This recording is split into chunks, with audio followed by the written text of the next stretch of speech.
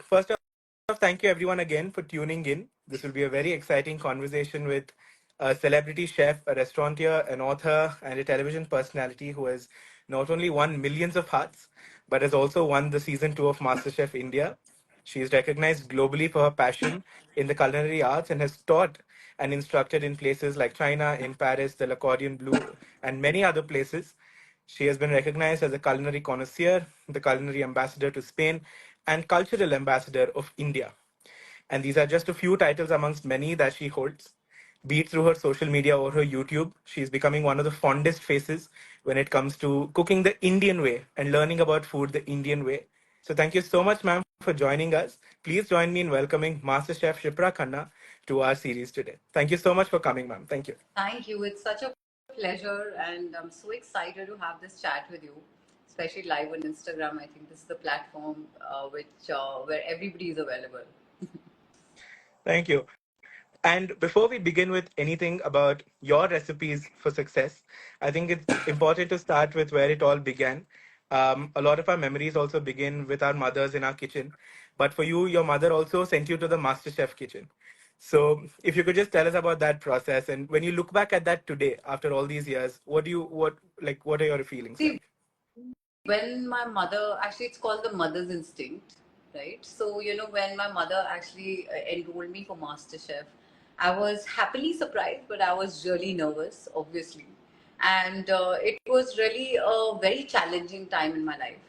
And that is when this happened. So, definitely, I was underconfident and very nervous. At the same time, when I look back and I see, I think it was a moment, it was a cherished memory of, to ignite that, uh, a transformative journey, I would say. And it just turned out to be a very beautiful, cherished moment to, lead to a beautiful culinary adventure that I've gone through. So it was That's wonderful. definitely a life changing moment for me. That's wonderful. But even before that, where did your sort of tryst with food begin? Like what are your earliest memories from I you in the was kitchen, really perhaps? little, like when I was 9 years old, I would just like step into the kitchen when my parents, nobody's around, and I would start tossing up something. That's how it all started. And when I think it was just like they say, with musicians also, people, some people who are like really good with their voice, it's just God's gift. I think cooking really well is also God gifted. Obviously it's learned as well, but certain things are, if you're not going through an educative journey in that particular field, doesn't mean that you cannot be a good chef, a culinary artist. So a lot of things, like a lot of talent you'll see who've not gone through the training, but they're just gifted. True. And I just read this in the chat. Somebody said all of us started with our cousins in the kitchen at night. So when all the cousins get together, we go to the Yeah, kitchen and we put something together. So I'm yeah. glad that that's where everybody starts, and that's where you also I started. think more than just when you're passionate about something, I think it's like nothing else matters. So passion is a very big driving force, and the reason when I was so excited about this chat is also because at this age, when you're in college, you really do not, sometimes you're not able to figure out like what, where, who, what is the purpose, these are the questions you're True. looking like almost in every vertical, right? And you think like, okay, I like this, but my parents tell me to study IT, and but I like cooking. I know so many people who've been engineers, and they've studied and educated themselves, they're engineers, and now they're like they're doing a different they're in a different field, they're really successful in this new field, like whether it's a restaurateur or a photographer, they're doing really well, but they studied engineering. So it's always good to give a little blow to your passion, so that it just kind of drives you in the right direction, because eventually you need to find your center, right? That's important. True. True. I think that resonated with a lot of us. Everyone in the chat is also, I'm presuming, in college or around the same age. So like you said, we're all just trying to find that center, find where where we belong. And it's lovely to hear that at a young age you found that in the kitchen I and sort think, of because my experimented. parents never allowed me to cook. They said, like, kitchen, you're a little girl, and, kitchen can be, any mishap can Hmm. happen. Or, I think it is a journey. See, we all are on a journey. But what I want to communicate is that if you are passionate about something, just don't let it go. Let it just not pass, because time flies really soon, very quickly. And one fine day, when I'm looking back at a memory which is cherished, you look back and you're like, oh, I wish I would have tried it. So I think you should just, like, kind of groom your passion, just let it, even if you're studying, doing something else, or you expected something, or something else is expected out of you. Your passion should be that's like a you time, you know, that's what you do for you. So you should never let it go. True, it's very important, like you said, regardless of whatever you're doing, something you're passionate about, always make time for it and Yeah. put in that effort. I'm sure like you said, it's a lot of effort. Also, you need to consciously put in, See, if you're you know, passionate, everything will come along. If you're true. passionate, it'll drive you. And I think motivation is very important at every stage. I think the journey is about how there will be tough times. There will be, especially in college, when you know that you are thinking in a way, and your parents are completely in a different direction. So that's the time, that's the journey, how you behave, or what person you become in that journey. Because eventually you will find your ground, you know, you'll find your tribe. But, what kind of person that journey makes you by the end of it is what matters. I think that was beautifully put. And I can see everybody in the chat just thanking you for saying that, because everyone is in that same boat. And to sort of hear that it's not like, that a little work and a little, like, self reflection can help you move that boat forward. I think that's something that It's really everybody needed to hear. funny because people say that, our parents are always like, oh, you have to study, you have this exam and all that. But the funny part is that, if you are passionate about something, say it can be cooking, maybe playing the guitar or some music, and if you just kind of know how to balance it, and just see, if you're studying, if you have an exam, doesn't mean you have to study 24 hours. You can take that little break to do what you enjoy doing, and that will really refresh you to come back and do something else. So I think it's always good to have, like, two things that you can swap, because I think nowadays we have a very short attention span also. So True. you can actually do this and you can do that. So you can have your passion and you can do what is, like, if you're just studying, just going the route where you have to pick up a career or pick up one subject and take it forward, or whatever you're doing, but have one thing on the side which is just you. True. So just for all the culinary students here, and like at Iman, one thing that we always try to do is we always hope to Indianize processes, whether it's the way we study or anything that we do with the students. We try to teach them Indianized processes, and one part of that you have worked with greatly is food.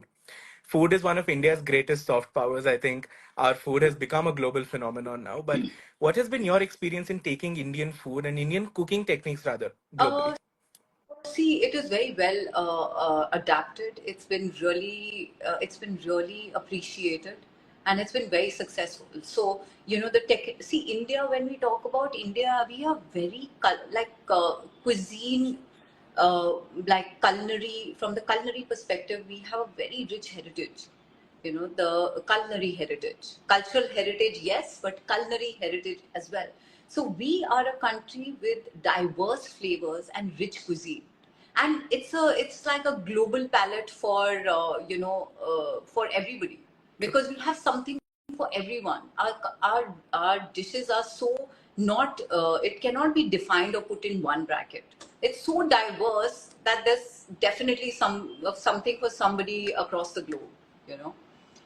But in terms of taking that ahead, are there any misconceptions or what has been the learning curve So for the world see, when it comes to yes, Indian food? correct. So there have been a lot of misconceptions when it comes to Indian foods. First is the spice, and second is the complexity of flavors, right? So when you go to the Western cuisine, it's very delicate, prepared in a very delicate way. If you see India, it's rich in spices. We have a lot of diversity of flavors as well. So definitely that is one point where one needs to strike a balance, and I think balancing both the cuisines, having a fusion dish which is, like, put into perspective and respects both the cuisines and yet come together and blends well, an amalgamation of beautiful flavors. That is what has reached globally. And that's been appreciated because it's been made to global palate. Yes, it was initially it was difficult. Now you see, like, people are following and there's so much happening, and it's only going forward and it's only becoming more and more popular because initially you would see, when you go abroad, you would see Indian restaurants which are like maybe a small hole in the wall, or small restaurants which are not made or the owners are Asians but not Indians. So the food was like mostly it's never Indian. And when being an Indian, when you taste those flavors, you're like, oh, listen, you ate this, so this is not Indian. You got to try Indian food. So Yeah. yes, initially it was really challenging, but now I see that it's really growing. It's growing. It's picking up in all types of circuits, all types of stratas. People are really appreciating the cuisine. And it's chefs like you that have brought up this whole culture abroad. And now, like you said, we went from having holes in walls to having Michelin star Indian restaurants Yeah. across the world, and sort of teaching them about this culture. But then like you spoke about the blending of flavors, one thing that you've also always put out in terms of into to your audience is how you're also big on things like yoga and taking care of yourself and a lot of things. And one thing that we do at all our conferences, whether it's in Japan or India or Uruguay, wherever, we have a mandatory yoga session for all of the students where we also teach them something they can take back and practice every day. Yeah. So how has yoga and, like, taking care of yourself in a larger aspect help you personally, professionally, everywhere? Okay, I'll tell you something. Yoga has actually, both professionally and personally, it's helped me a lot. And I would actually want everybody to give it a shot. Yes, it sounds a little boring initially, like, it's all our mothers are doing it and all that. But seriously, it has helped me balance, it's helped me focus, it's helped me in being resilient yet grounded. It just finds my balance. And it's also given me creativity in the kitchen. So once you understand the human anatomy, you'll understand why yoga and meditation have been carried on in scriptures, in Indian scriptures. And then you understand that, yeah, the day you do yoga, the day you meditate, your body is completely in sync and you'll just do everything right. That balance, as I say, that's like, as a chef, you have to have balance, whether it's your mind, body, soul, like, mind and body, or the second balance is your balancing flavors, right? So True. everything for a chef is about balance. In fact, for everyone, but more so for a chef because, you have this side of you who's in the kitchen as well. True. And for all the aspiring chefs, of course, this series is something that is a combined project with Ayman and the Culinary Arts Academy in Switzerland. So for all the young chefs watching here today, you've had a multifaceted career in cooking. You've had shows, you've done books, you've done the entire deal. But what are some lesser known challenges about being a chef? I'm sure it's a very, very difficult job and the process around it even harder. So what are some things you'd like to tell them? What are some difficulties you've had in your journey as a chef? See, I mean, any career that you take, especially in the hospitality field, obviously there are going to be like several bumps on the road that you'll face, and for example, like unexpected challenges, and their long working hours. And secondly, it's like creativity all the time because there's so much of competition now, and especially now when by the time you guys graduate, it'll be even more. So it's just picking up globally. So there's so much of competition. Like I have so many friends in Europe as well, and a lot of, I mean, chefs are going through a really stressful time because if you are a Michelin star chef holder, you have to you have to adapt. Adaptability is like a key for a chef, and you have to keep adapting, keep coming up with new ideas, create new things, create new concepts. After a point it does become really, really stressful. And like I have, like you said, I'm an author as well, so now my ninth book is coming out, which is called Sinfully Yours. Congratulations. Thank you. It's again a dessert cookbook, and the one prior to this has won the World Gourmet Awards. But at the same time, like, how do you make, like, this career so exciting for yourself? Whether you're doing content, because that's another sphere which you guys have, and which, it's just picked up in the last 5 years, like heads on. I think before the pandemic, it just started slowly growing, but after Correct. the pandemic, it's just like blown out of proportion. So people who are even doing culinary arts or not even studying, they're also your competition because they're doing something or the other. And there's everybody is see like look the till the time you're passionate about what you're doing, right? It just makes it more exciting. True. So like I have quite a few verticals where I like to work because I love to work. I love being a chef. I love creating, and it's not about anything else. It's just like how you can just play with flavors and do something with textures and come up with something really brilliant. It's just about that. If you don't mind sharing with us probably one creative journey that you had or one dish that you created that is the fondest, closest to your heart. I think so many of them, and I'm such a big foodie. Like, I made, say, garam masala carrot cake with mascarpone cheese and berry compotes. Then I made like Amritsari, herb crust Amritsari fish with pine nut beurre blanc. Or like a baked chili yogurt, you know and I made a milfui with crackers, like from scratch. And so many of them actually, so many of them, and some of them have been brilliant, And it's just something. See, listen, it's just creating. When you're a chef, if you're stressed, definitely you're not a good chef. The balance is the key. You have to be relaxed. You have to be creative because that is your job. Yes, I know one side of you have to be practical. Correct. Where you are in the real world and you know that okay, you have to earn and you have to support your family and all of that. But one side of you is creative. It got to be creative. Only then, otherwise you're just following the mundane thing. I've been called a one-sided foodie because I can't cook, but I love eating. And that list of desserts you just listed has made me even more hungry now. It But sounds that's good, absolutely because scrumptious. chefs actually need like foodies like you, who love to eat. So that we can cook. No, but that sounded absolutely scrumptious. And I think, like you said, if you're truly passionate about something and it's your calling, that creative burnout may not happen. But I'm sure it's happened with you also. Have there been periods where you've needed to, Like disengage or just Like recuperate? always, always. I generally I am not a short-tempered person, but I'm just like very creative. I just like to create, whether it's like even concepts or whether it's dishes. Definitely yes, or even like the books or the ideas. So I think you've got to be like adaptability is the key. It's very important to be adaptable because being a chef, I think being a person, the way the world is changing, if you're not adaptable, you will just suffer, True. which is uncalled for. You don't need to suffer. You can just move on, just adapt. Speaking of adaptability, I think you led me right to my next question. One thing that's really building up now is the concept of sustainability. And now it's also something that's gaining a lot of traction in the culinary world, how to cook in a more sustainable manner, how to keep our kitchens more sustainable in every aspect. So what is your experience been with sustainability and how can we take it even to the next step?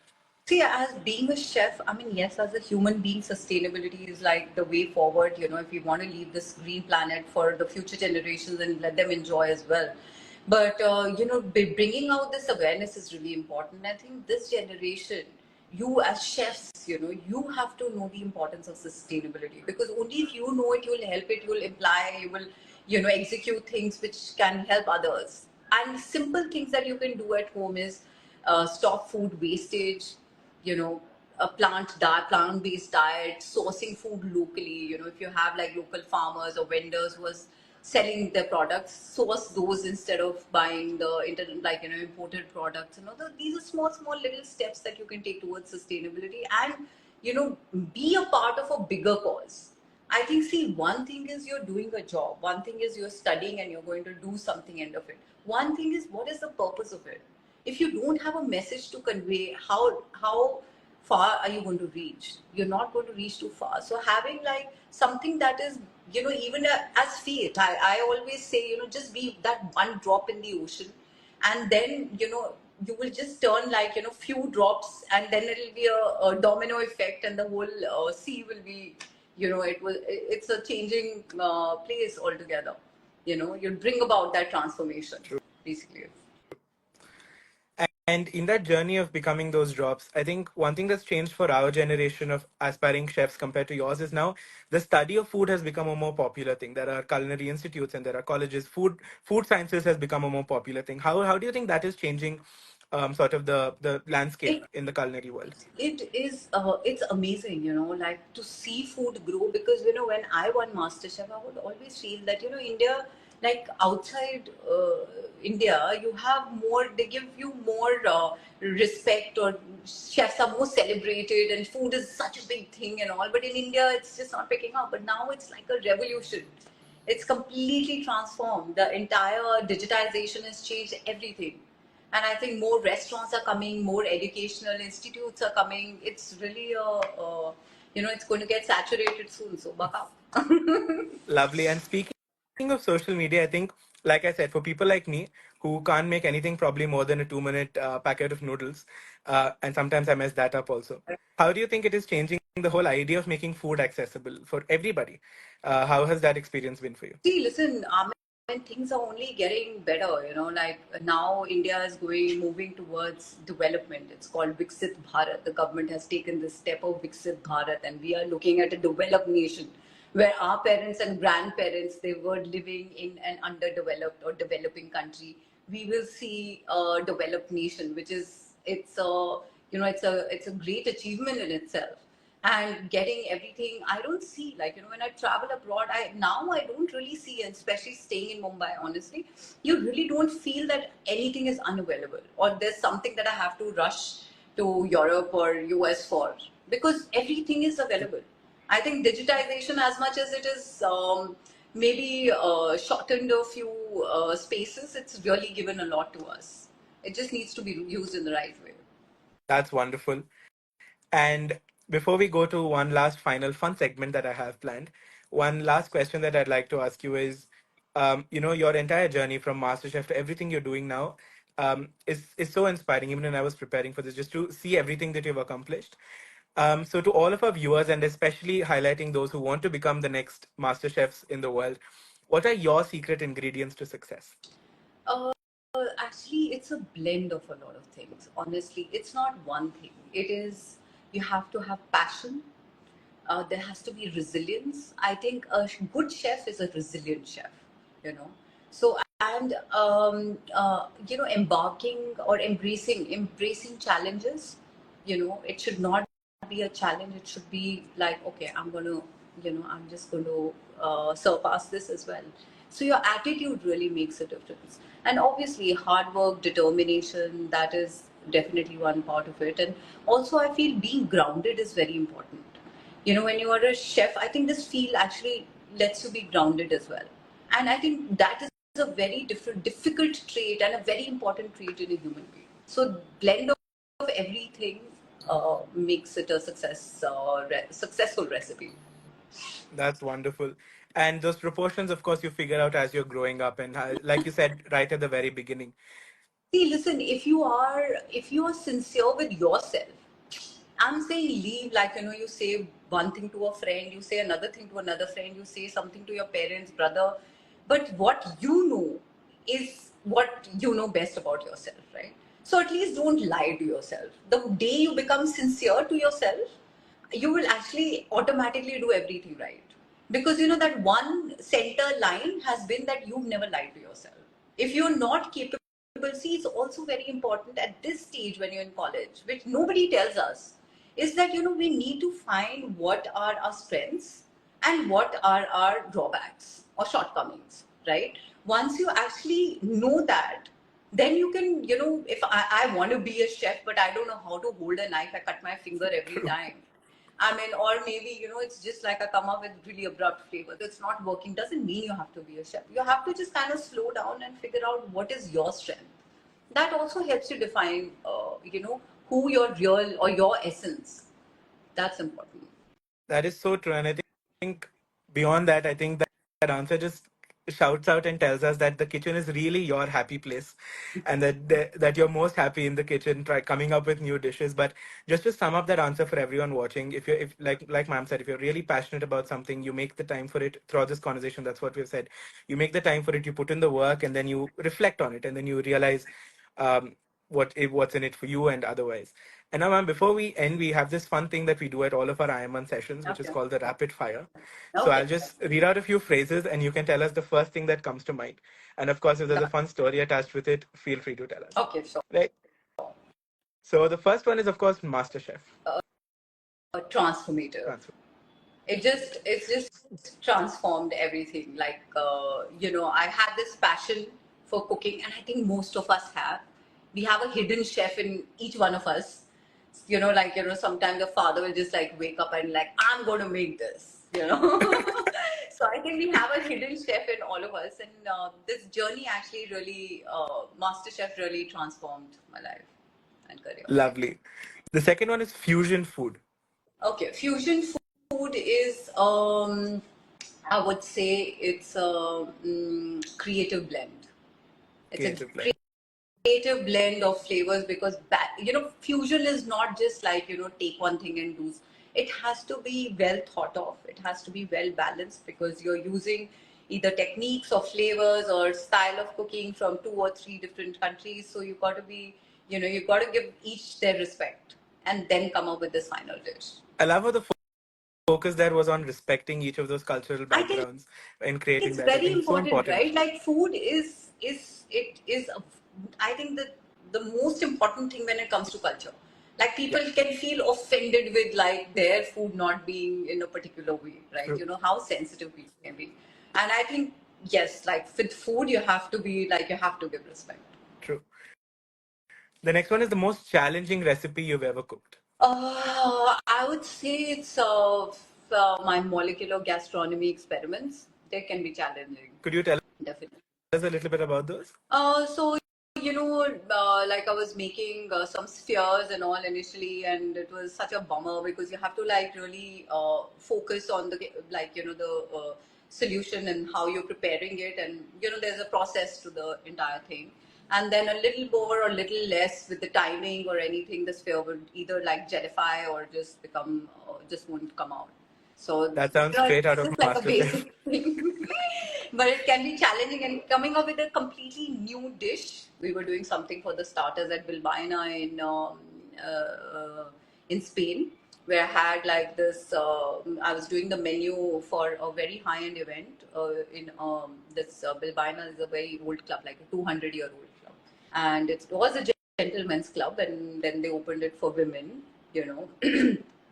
And so we were trying to do like a tomato soup with tepanan, and we were doing spheres in it, and it can be really because you're not doing like one. There were 75 packs that we were serving, Okay. and no, there were 120 packs that you had to serve. Oh And gosh. it's like to get everything right, it has to be precision. It's so important in molecular. In a lot of ways, if you do food, precision obviously, as you know, is very important, especially when you're going for baking or something. But molecular, you have to be like it's like a lab. That whole story was giving me just MasterChef flashbacks in my head, like a service challenge where it It's all even has to be worse perfect. because there's service, right? Okay. So service has to be picked up, and then you have like this team of like 10 chefs who are going mad in the kitchen, and obviously everybody doesn't speak English. The biggest challenge. So I'm sure. I think going forward, I will appreciate that whatever has come on my plate at a restaurant has gone through a lot of hard work behind the curtains, and Actually, then a it beautiful does, product comes. Yeah, Yeah. yeah. We don't realize it, but you see the madness in the kitchen. You're like, whoa, We see the calm, quiet, cleaned plate that comes Yeah, outside, yeah, but yeah. I'm sure It there's a just lot of work that goes. maneuvers towards calm. The next one is the opposite end of the spectrum, which is your comfort food. Which is my comfort food. Actually, it's I always promote health and healthy food and all of that. But actually, dal chawal is one, and one is French fries. First, I'll say like I'm not eating fried and potatoes, no. And then suddenly, when somebody's ordered on the table, I'm the first one to finish it or pick it up at least. If you want to be a successful chef, you have to work in a team, or you need to. Even if you're not the leader, you need to know how to follow. If you're a leader, if you're if obviously you will eventually grow up to that level where you are a senior chef, a sous chef, or a an executive chef eventually. But if you're not working in a team, you will never be able to give good service, or you will never be able to keep the restaurant working well. It's number one. Teamwork is number one in any field. True. Even in your classroom, like when you work and there's so many group tasks that you have to do, which is, I think it really makes you like some people. What happens is at this stage also you feel that nobody's understanding me and I'm not understanding anyone. But it's nothing like that, you know. Once you put your right foot forward and you say like, I'm trying to understand this person, I'm sure you'll be accepted and understood also. So you Love. need to, you need to understand that it's teamwork, and this group activity or whatever I'm doing, it's leading me to that, because tomorrow I might be leading a group of chefs, True. and I work internationally a lot. So a lot of times I have challenges where I have like a translator, but other people are not understanding. But it's, if you can take and if you can lead people in a very calm, poised way, it's going to be a super success. I think in the midst of that answer, you gave us the keys of your leadership style, which is staying calm and just taking everyone along with you and not seeing it as a hierarchy or but just as a team to Because see, get the. eventually, it has to be a happy process. It cannot be like, oh, I'm the chef and I did it and I did it. It's not going to take you too far. It's always like everybody's effort. If even if somebody is putting just the garnish, it's his effort of putting the garnish right or True. doing it right. It's still So it's important. always a combined effort. True. And one thing that I don't believe in combined effort for is eating French fries. My fries are my fries. My friends and I you, always end you up gotta squabbling share. about it. Sharing is caring. Not with French fries, especially if it's got some peri peri on it. So I love the spec. I love both of your comfort foods: dal chawal on a good day at home, and French fries when you need to, like, just lift yourself up. Anytime, Any anytime. French time, fries is anytime. anytime. Morning, breakfast, lunch, dinner, evening, anytime. I will take this recording after this and show it at home just to get permission for fries 4 times a day. Wow. You ain't getting But that. I probably not. Definitely not. I don't think my grandma would approve. But the next one is, of course, what everyone should be following: health. I think it's a balanced lifestyle. To give it the right meaning, there was a time where people they just neglected health, or they would just dismiss it. If you get a salad or something, but I think this generation knows it really well. They're accepting it. I would choose. I'm not saying have soup and salad, please. No, it's not that. Having healthy doesn't mean you're just having soup and salad. True. But having a healthy choice in meal is definitely being more mindful towards eating. So it's a very balanced lifestyle. Lovely. The next one is youth. Potential. Yeah. Definitely. I see, being a woman, being in a field which is male driven, I definitely see the youth. And whenever I'm talking to students or in universities, I always see potential in youth, because, youth can change a lot. And I see that. I see like men of this generation being so mindful about their partners and taking care of the girls, or being very chivalrous. It's really amazing. It's amazing. Lovely. The next one is India. India, I would say, is a cultural mosaic. Like, yeah, because it's so difficult to define this country in one word. It's so rich in so many ways, culturally, culinary wise, everything. Lovely. And the last one is our organization, which is IIMUN. What comes to mind when I say that? I would say it's like a global unity initiative. How lovely. Just to put in like few words. I think those are the best few words, and thank you so much for that. Thank you. I've had an absolute thrill chatting with you, Like, and this has been so wonderful. Just to sum up for everybody, I think what I'm taking away greatly is once you find that happy place and you actually put in the effort, and you stay patient, you stay calm, and you hone your leadership, you hone your skills, and you identify where you're probably lacking and what you're good at. The sky is the limit. So thank you so much for what you do. Thank you so much for putting Indian food on the map the way you do. You constantly innovate, and like I said, just looking at your content, sometimes I just want to run into the kitchen and start trying to cook, and then I start, and then it doesn't always succeed. But it's a journey, like you said. So thank you so much for joining us today on this Recipes for Success series. It's been lovely. There's so much love in the chat. Everyone's also thanking you. Um, and thank you all for tuning in as well. And thank you, ma'am, for joining us thank today. you. Thank you. It Thank was you. a Namaste. pleasure.